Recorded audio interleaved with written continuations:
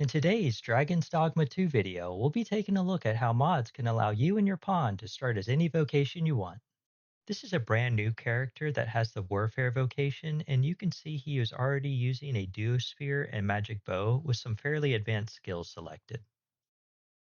In the items menu, we can see that he is level 3 and both of his weapons are equipped in the typical Warfare style. Now let's find out how we make this all happen. For starters, you can see that I just made it to our first vocation guild in Melv, and I'm level 3. I am using the REFramework to run 3 different mods: the Get Items mod for our weapons, the Job Changer mod for our vocations, and the Skill Unlocker mod, which isn't seen in the panel but is always running in the background.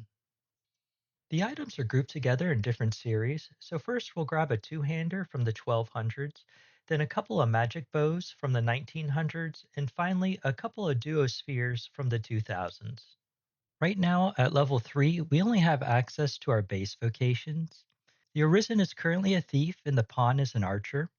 We will update our vocations by going to the Job Changer panel and selecting all the vocations we want. In this case, I'm going to start off by making both the pawn and the Arisen a warfarer that uses both the Duosphere and Magic Bow.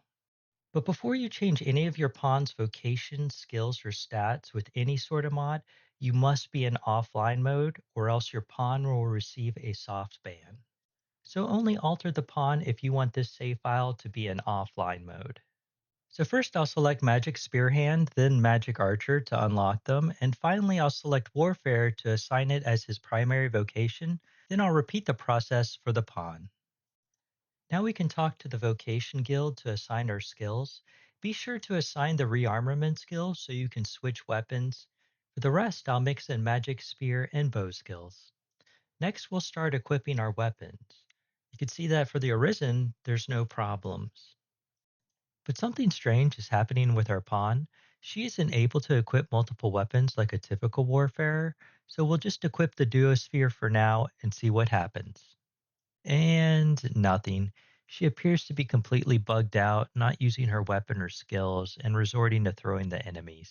Notice that next to her name is displaying a question mark instead of a warfare vocation, so that's probably a hint that some dots aren't being connected. I tried a bunch of different weapon combinations and couldn't get it to work, so warfare isn't a viable option for these mods right now.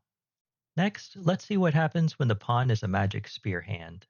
The weapon equips with no problem, but the vocation icon is replaced with a question mark again. And we run into the same issue as before. She doesn't swing her weapon or use her skills, and I've also tried Magic Archer and got the same result, so these vocations don't work either. At higher levels, when you have the Mystic Sphere hand vocation unlocked, the icon does appear correctly next to the pawn's name, but she still doesn't perform any actions.